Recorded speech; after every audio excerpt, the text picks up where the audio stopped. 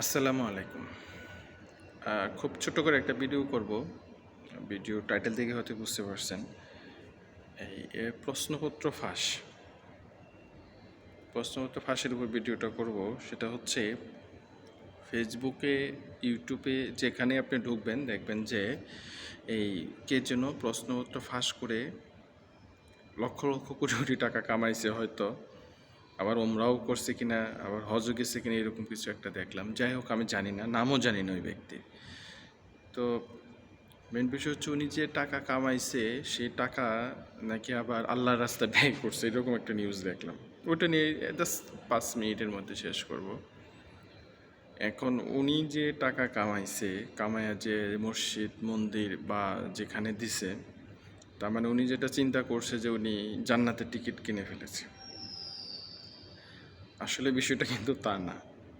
এখন উনি কি বাঁচার জন্য এটা বলতেছে, নাকি আদৌ উনি করে দিছে? হয়তো করে দিছে, কিন্তু আমার এটা কনসার্ন। আমার কনসার্ন হচ্ছে যে উনি যদি মনে করে এগুলা করে উনি জান্নাতে যাবে, এটা কিন্তু তাহলে মনে হয় উনি ভুল জায়গায় আছে, আমার বিশ্বাস।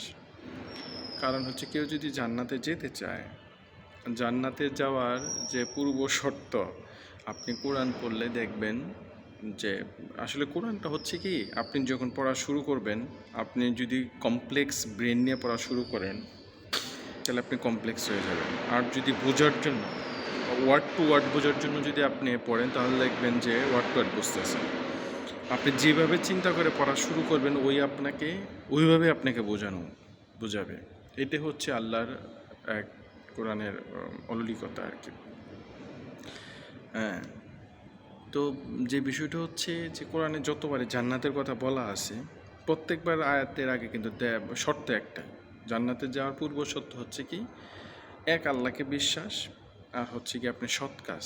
তাও আহামরি কোনো সৎ কাজ না, অল্প একটু সৎ কাজ করলেই আপনি জান্নাতে যেতে পারবেন।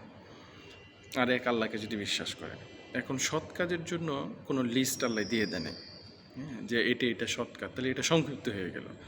সৎ কাজের আপনি যে কোনো একটা সৎ কাজ, আপনি একজনকে 1 গ্লাস পানি খাওয়ালেন, এটা আপনার সৎ কাজ। একটা ভালো পরামর্শ দিলেন, এটা আপনার সৎ কাজ। হ্যাঁ, আবার হাঙ্গামা সৃষ্টি করা যাবে না। মানে যে এরকম হাজার হাজার লাখ লাখ সৎ কাজ আছে, কিন্তু ওই যে প্রশ্নপত্র ফাঁস করে আপনি টাকা কামাইছেন, একজনের কাছ থেকে টাকা নিছেন, নিয়ে এটা আপনি মসজিদে দিয়েছেন বা মন্দিরে দিয়েছেন বা বিভিন্ন দিয়েছেন, আপনি মনে করছেন সৎ কাজ করছেন, আপনি জান্নাতে যাবেন। এটা তো সৎ কাজ না, এটা সৎ কাজের লিস্টের ভিতরে পড়ে না। কারণ এটা আপনি বেহক একটা কাজ করেছেন, এবং আপনি কী করেছেন, এখানে অনেকগুলো মানুষের রিজিক নষ্ট করেছেন। হ্যাঁ, আপনি যে এটা আপনি সৎ কাজের লিস্টে পড়ে না। যাই হোক, তাহলে আপনি যদি মনে করে থাকেন, কেউ যদি মনে করে থাকে যে আমি এগুলা করলে আমি অসৎ পথে বা বিভিন্ন উপায়ে টাকা কামাই যদি আমি এটা করে দিই, তাহলে এটা সৎ কাজের লিস্টের ভিতরে পড়বে না। আর বিষয় হচ্ছে আমরা যারা এই স্পিরিচুয়ালিটি মেন্টালিটি, এটা আসলেই ওই যে আসলে আমরা আসলে জান্নাতের থেকেও আমরা একটু বড় এক্সপেকটেশন করি। আমাদের কনসেপ্ট হচ্ছে